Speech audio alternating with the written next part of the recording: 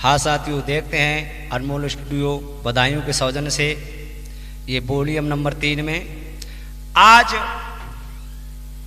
सर्वनीर धोबी धोबिन के यहाँ रहने लगे हैं। जब धीरे धीरे सियाने होने लगे हैं, एक बार घोड़ाओं पर सवार होकर शिकार खेलने के लिए गए हैं, तो दोनों भैया आपस में बात करने लगे, भैया हम तुम दोनों सियाने हो चुके हैं और धोबिन धोबिन के सिर पर घर के भार बन रहे हैं, चलो कहीं बाहर से नौकरी करेंगे तब माता पिता के मन भाए होंगे। आज मेरे भैया सरवन ने जाकर के धोबिन से कहा, मैया तुम हमारे लिए आज्ञा दे दो, हम रोजगार करने के लिए जाएंगे, नौकरी करने के लिए जाएंगे। एकदम से धोबिन कहने लगी, लला मेरे लिए धन की जरूरत नहीं है, मेरे लिए किसी की जरूरत नहीं है, बेटा तुम कहीं मत जाओ, मेरी मिट्टी को भस्म कर देना, उसके बाद मेरे लाल तुम कहीं चले जाना। सर्वनीर कहने लगी, मैया नहीं, हम तुम्हारे पास जल्दी खबर लेते रहेंगे, तुम हमारे लिए आज्ञा दे दो। बंधुओं, आज धोबिन ने और धोबी ने दोनों बेटा सर्वनीर को आज्ञा दी कि जाओ मेरे लाल, लेकिन हमारी जरूर खबर लेते रहना। तो दोनों बेटा सर्वनीर चले हैं बेटा विपिन। तो कैसे? आवर तो करियो कन्हैया को तू, आवर तो करियो कन्हैया को तू, आवर तो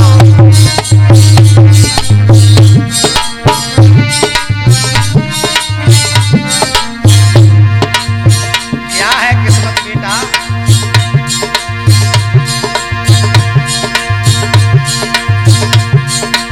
कोयल के सुत कागन पाले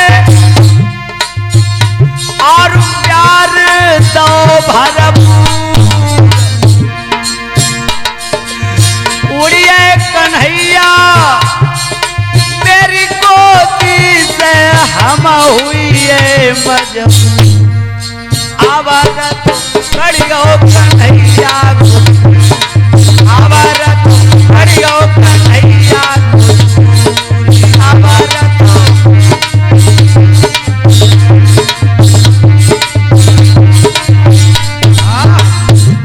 मेरे भैया आज सर्वनीर दोनों बेटा घोड़न पर सवार होकर चले। धोबी धोबिन आज सतखंडा पर खड़े हो गए, दोनों बेटन को निहारने लगे।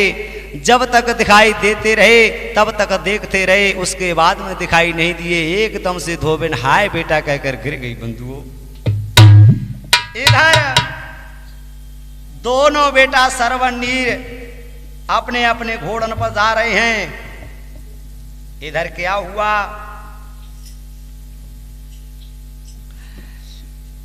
एक खूबसूरत लड़की जो थी एक कुआं पर बैठी है, और जो सरवन ने देखा तो घोड़ा को रोक लिया और पूछने लगा, क्या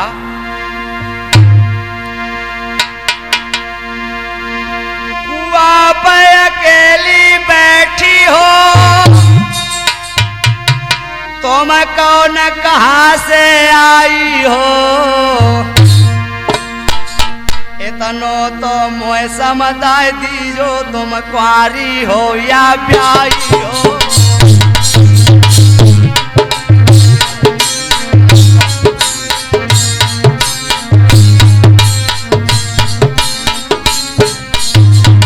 सरवन ने जब ये पूछा तो लड़की बोली, तुम्हें क्या मतलब? सरवन कहने लगा, मैंने कहा तुम सुंदर हो और सुंदरता तो भगवान का रूप होता है। और बोले सरवन, जो पीछे खड़े मुस्कुराते हैं वो भाई तो लगत हमारे हैं, कर लो तुम कुंवारी को दियो तो हम दोनों भैया कुंवारे हैं।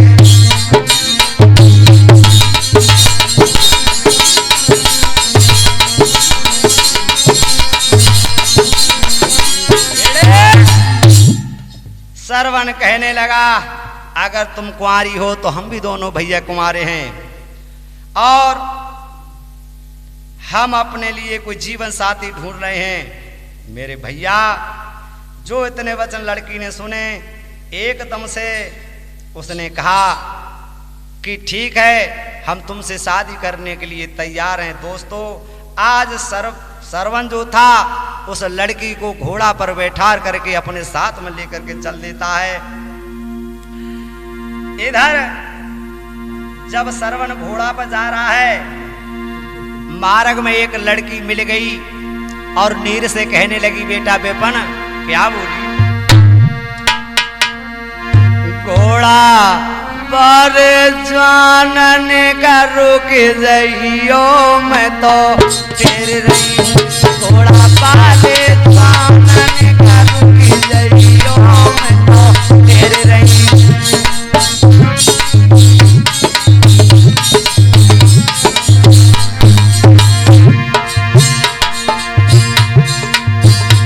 खड़ा कर दिया है नीर ने घोड़ा, और सरवन भी एक खेत निकल गया।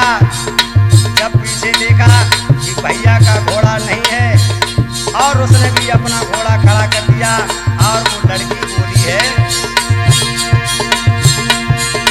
आगे पाले क्या तेरे लगत हैं,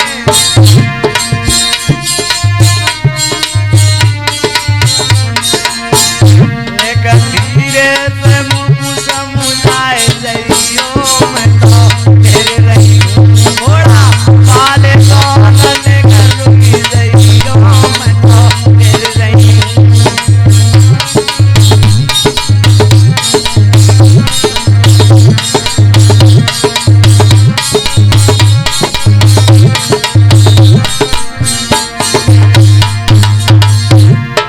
जो आगे घोड़ा पर जा रहे हैं, जिनके साथ में एक स्त्री बैठी है, ये आपके कौन लगते हैं? नीर कहने लगा, सुनो गोरी, जो आगे जाए रहे घोड़ा पर,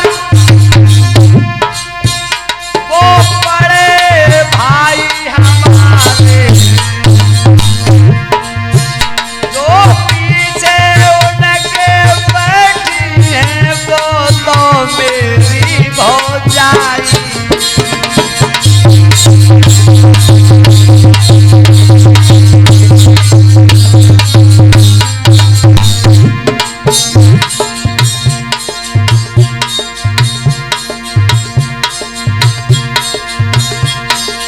हंस करके लड़की बोली है,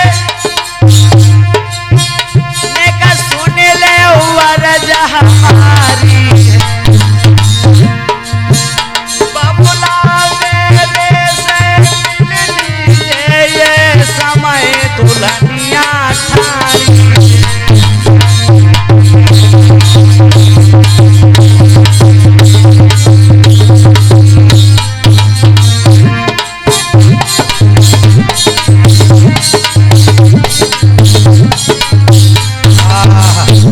आज लड़की कहने लगी, तुम मेरे पिताजी से मिल लो, मैं शादी करने के लिए तुमसे तैयार हूं। दोस्तों, आज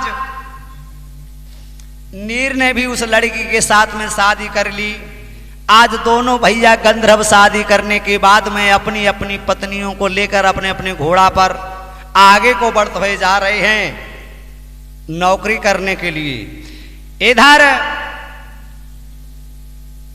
कन्नौज में राजा अम्भो जब पहुंच जाते हैं, इधर कन्नौज का राजा खत्म हो चुका था, और कन्नौज की रानी का ये आदेश था, बेटा बेपन, जो सुबह सुबह मेरे घाट पर मिल जाएगा वो ही मेरे राज का राजा बनेगा। इधर सिपाहियों ने जाकर के राजा अम्भ को पकड़ लिया। राजा अम्भ कहने लगे, नौजवानों, हमें क्यों सता रहे हो? अरे हम तो बहुत ही दुखे मारे हैं। एक सिपाही कहने लगा, सता नहीं रहे हैं, लैटरी खुल गई। मतलब ये है तुम यहाँ के राजा बन गए हो। आज मेरे भैया राजा अम्भ कन्नौज में राज चलाने लगे। तो कैसा राज चला रहे हैं बेटा विपिन? आरे करे प्रजायानंद, भूप की नीत लगे प्यारी,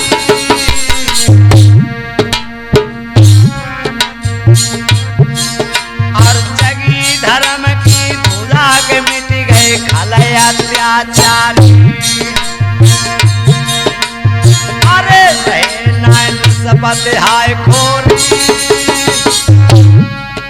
हर जागे की क्या तलत नाम कहो होत नाई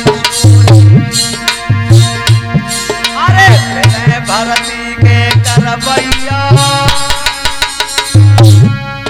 हर बाई समय पे पहुंच गए सरवन दोनों भैया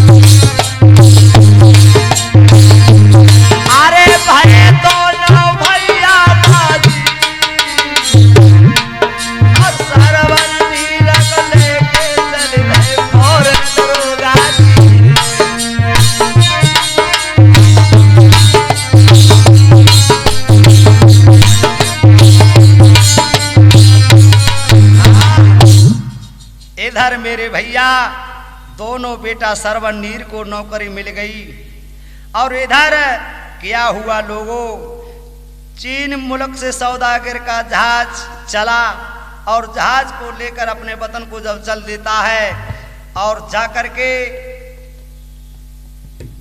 घाट कन्नौज घाट पर जब जहाज पहुंच जाता है इधर मैया आमली मन में विचार करती है 1 महीना शेष रह गया है अब ये इज्जत का भूखा भेड़िया मेरे साथ में रंग रलियां मनाएगा आज मैया भगवान कन्हैया से प्रार्थना करने लगी और क्या बोली है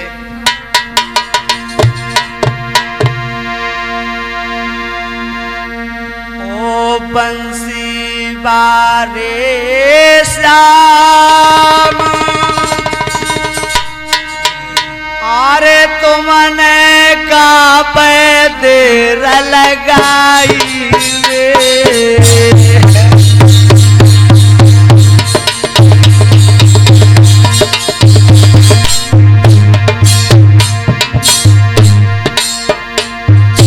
काली मोहन की याद आमिली बिलख बिलख रहता एक महीना के बाद मनीष मेरे संग करे घटियाई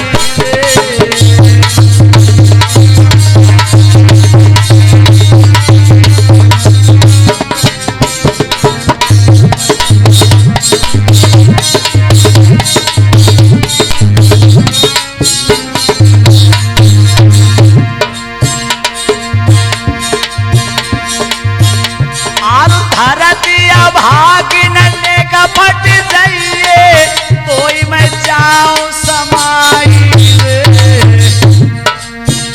और इतनी कह के आजुआ मिली गई आदि जगराई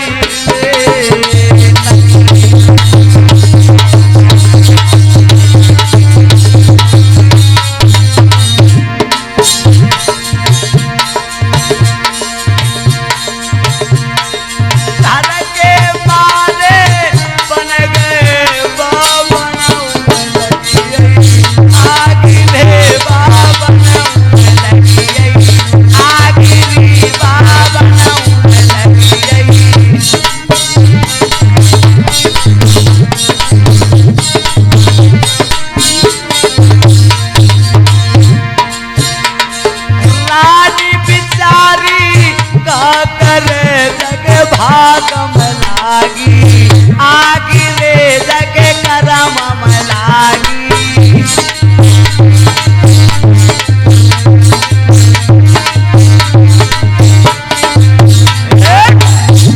आज इस तरह से मैया आमिली जो है जहाज में भगवान श्याम सुंदर से प्रार्थना कर रही है लेकिन याद रखना दोस्तों जब कन्नौज घाट पर जहाज लगा जा करके संध्या का समय हो गया भादव का महीना है, अंधेरी रात है।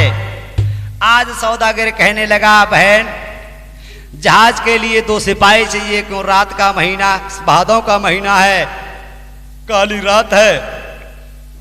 मैया अमली कहने लगी, भैया राजा के पास चले जाओ और 2 सिपाही बुला लाओ। आज सौदागर जो था राजा अंब की सभा में पहुंचा, कहने लगा, महाराज हमारे लिए 2 सिपाहियों की आवश्यकता है। राजा अंब ने आदेश दिया, जाओ जो नए सिपाही हैं इस समय भर्ती की गई है, दोनों नौजवान हैं सरवर और नीर, उन दोनों सिपाहियों को जहाज पर के लिए भेज दिया जाए। आज दोनों बेटा सरवर नीर उस जहाज की रखवारी करने के लिए जब गए हैं, बेटा विपिन आज भादव का महीना है, रात आदि हो चुकी है। तो नीर कहने लगा सरवन से, भैया अरे कोई ऐसी बात कहो जैसे रात कट जाए। सरवन कहने लगा, भैया क्या कहें और क्या दसाती लोगों,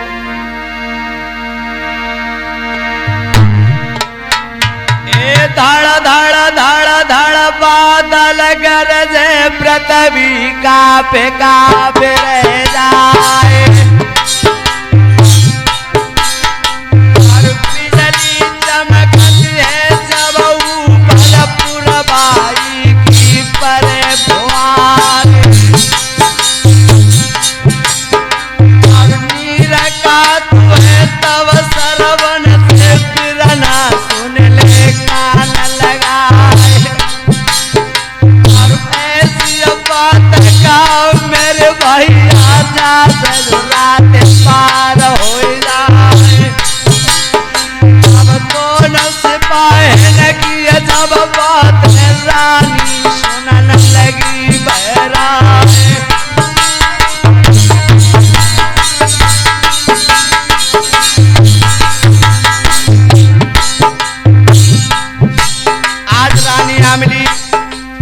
दोनों सिपाहियों की बातें सुनने लगी।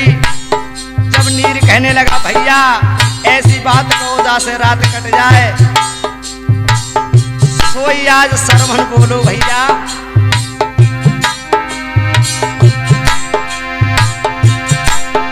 और हिलकी बन गई तब सरवन की बिरना सुनिए कान लगाए,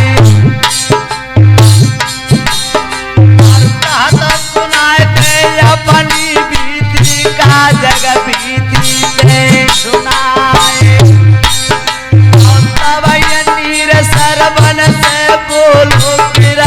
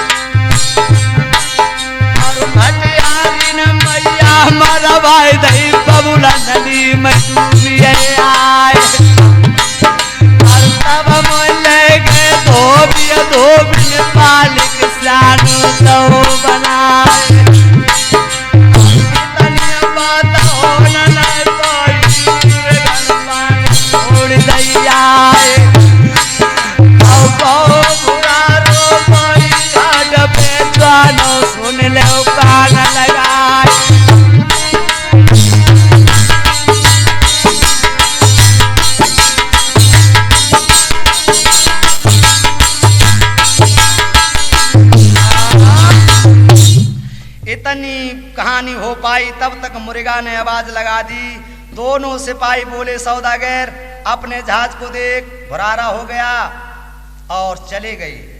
जब सरवनीर दोनों चले गए, अब रानी की दिमाग में एक बात गूंज गई, मुझे ये मालूम होता है ये दोनों बच्चे मेरे हैं।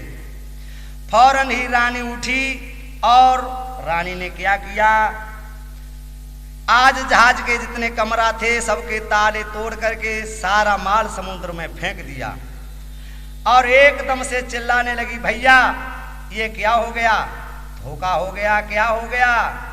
और बोली है रानी आमिली सौदागर से, जो रात सिपाही आए उनने सब तारे लटकाए।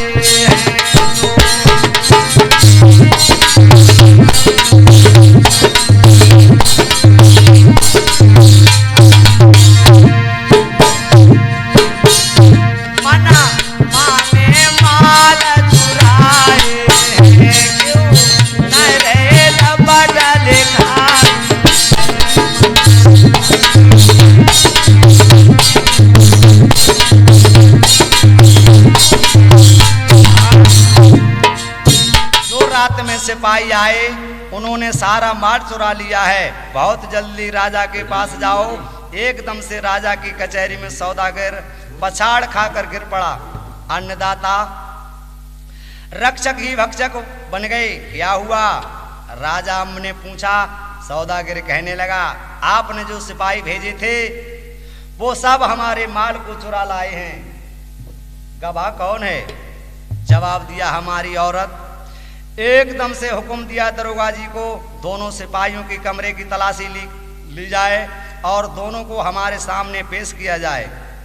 सरवनीर को दोनों बच्चों के पीछे हाथ पैर बांध दिए गए और कचहरी में पेश किया। लेकिन लोगों, बाप ने अपनी औलाद को नहीं पहचाना।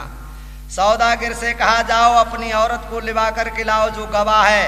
रानी के पास में गया, कहाँ लगो बहना, गजब हो गो। जवाब दिया, क्या हुआ? कहने लगा, हम धोखे में समझ ही नहीं पाए। उसने पूछा, तुम्हारा गवाह कौन है? तो हमने कह दिया, हमारी रानी है। रानी कहने लगी, भैया कोई बात नहीं, चिंता मत करो, 1 घंटा के लिए रानी बन जाएंगी तो क्या बात है। आज मैया आमिली जो है राजा अंब की सभा को चली है बेटा विपन, तो कैसे जा रही है?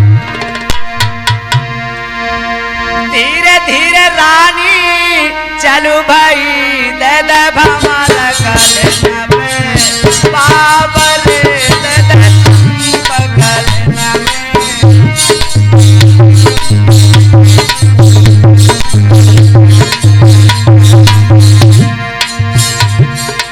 धीरे धीरे धीरे धीरे रानी जाती है, लता लता लाल रे भाई मेरे लला।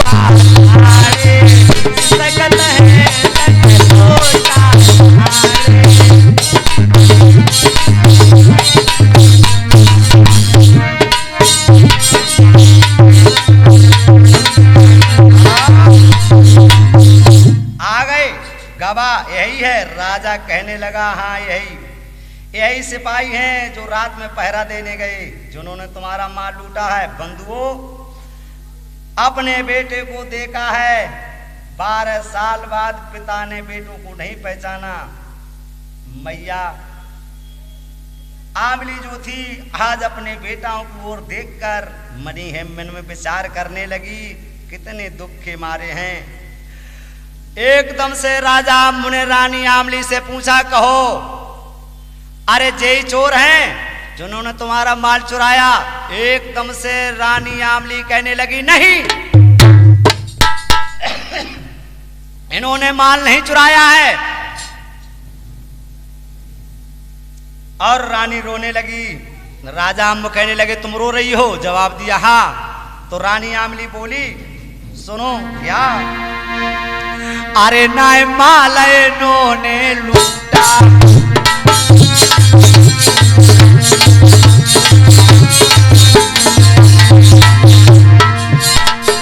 अरे नाय माल इन्होंने लूटा, और सौदागर बिल लूटा, और समागे पूरे लाए लूटा।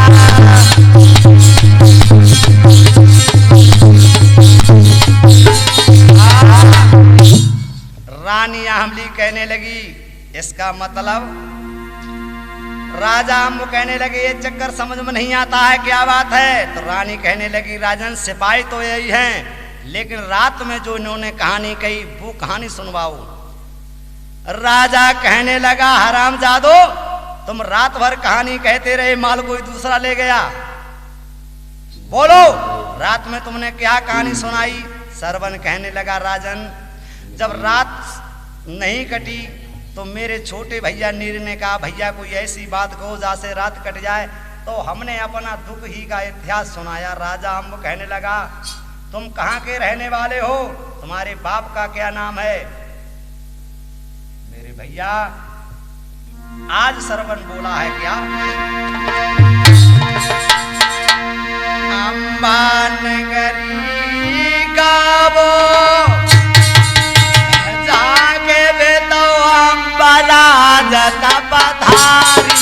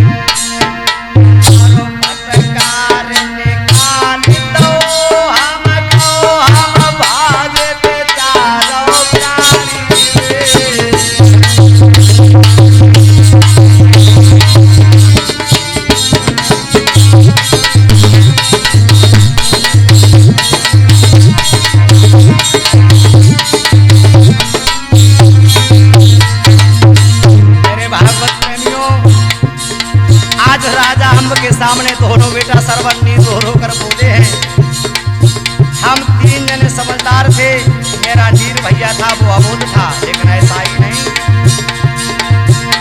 अरे इतनी कथा हो न पाई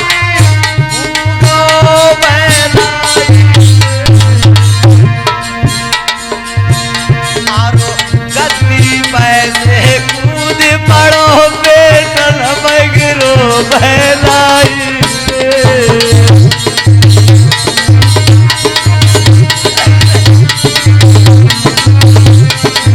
बेटा बेटा मैं तुम्हारा बाप। और बोले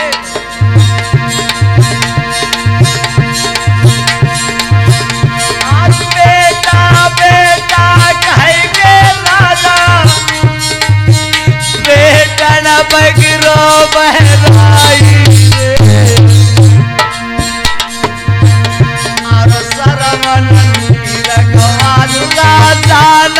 छाती से लो लगाई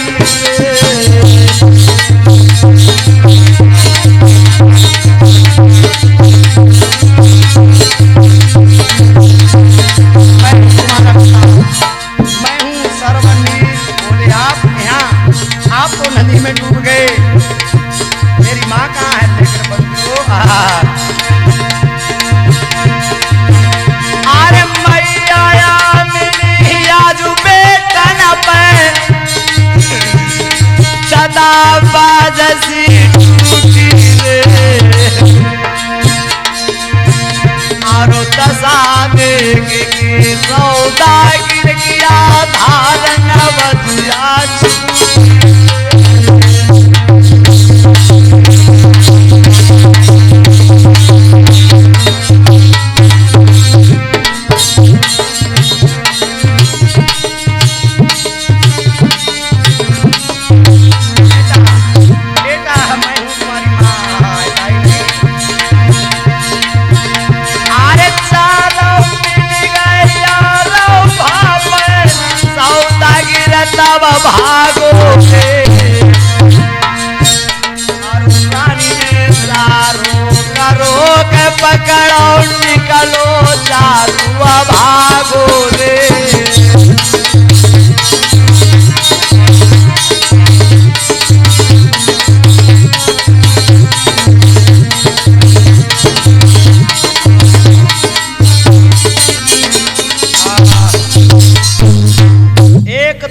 सौदागर को वहीं पर पकड़ लिया। कमीना, हरामी का पिल्ला, अब तुझे देखेंगे। बोल कुत्ता, ये तेरी औरत है? कमीन, तुझे तड़फा तड़फा कर मारूंगा नीच। नहीं नहीं, मुझे माफ कर दो सर, मेरा दोष नहीं है। भटियारी ने जबरदस्ती इन्हें मेरे मूड मर दिया। सिपाहियों को बुलाया, जल्दी जाओ, चक्करपुर में छुटको नाम की भटियारी है, उसे जल्दी से पकड़ के ले आओ। 4 सिपाही चल दिए। क्या हुआ? पहुंच गए सिपाही छुटको नाम की भटियारी के दरवाजे पर। बेटा विपन, अरे घुस गए भटियारी के घर में,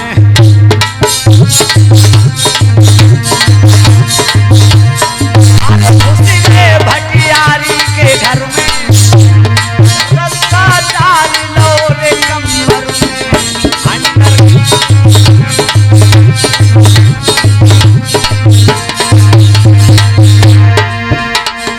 रस्सा डाल लो कमर में, सीधी कर दई 4 हंडर में।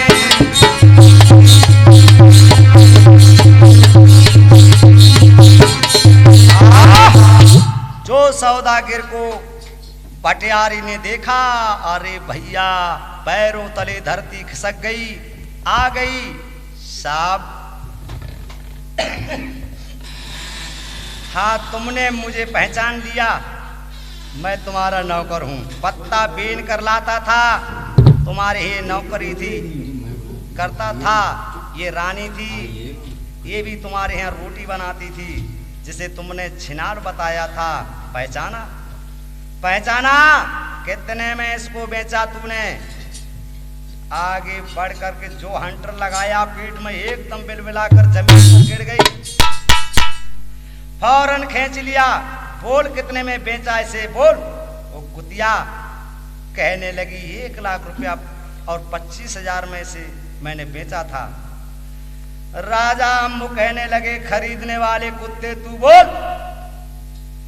नहीं सर। हाँ लोगों, इस कुतिया को पकड़कर तिराए पर गाड़ कर और इसकी चांद काट कर दही डलवा दो और इस पर कट्टर कुत्ते छुटवा दिए जाएं। बंधुओं भाई हुआ, आज उस भटियारी का तीरों से शरीर छलनी करके तिराए पे गड़वा दिया। इधर जो सौदागर को मारने का हुक्म दिया तो एकदम से मैया आमली जो थी, आज राजा अम्ब से कहने लगी, पिया तुम इसे मत मारो। क्यों? ना जाने इसके कोई बहन नहीं थी, इसीलिए मुझे ले आया। तुम इसके प्राणों की भीख हमारे लिए दे दो मेरे भैया। आज राजा अम्ब कहने लगे सौदागर से, सुन, आज से कभी किसी माँ बहन के साथ में ऐसा तू सलूक नहीं करेगा। आज सौदागर पैरों से पड़ गया, कहने लगा, महाराज हमें क्षमा कर दो, हमसे धोखे में भूल हो गई। बंधुओं, आज इसी प्रकार से जब चारों बेटा, दोनों बेटा सरवनीर और राजा अम्भ, रानी आमली चारों साथ साथ रहने लगे। इधर भगवान जब राजा अम्ब की तपस्या पर, नियम संयम पर प्रसन्न हो जाते हैं और चतुर्भुजी भगवान प्रकट हो गए और भगवान कहने लगे, हे राजन तुम धन्य हो, धन्य हो, तुम्हारे सामने दूसरा राजा कोई नहीं है। तुमने धर्म पर चलकर अपने जीवन को सार्थी बना लिया। वरदान मांगो। रानी कौन सा वरदान मांग रही है, राजा कौन सा वरदान मांग रहा है? तो रानी से कहा, बेटी तुम वरदान मांगो। तो रानी आमली कहने लगी, महाराज एक वरदान दे दो मुझे। तो क्या वरदान? देखिए तो, अरे हम जब जब धर के ते और जा जगह मैं स्वामी आऊं,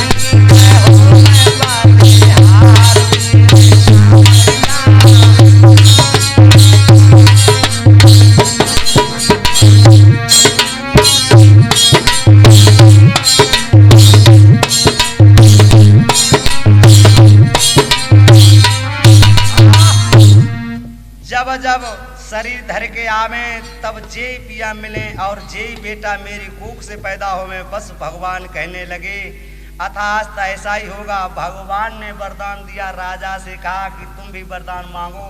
तो राजा कहने लगा क्या? आरे साईं तनो दीजिए जामय कुटुंब समाए, मैं भी भूखा ना रहूं संतन भूखो जाए।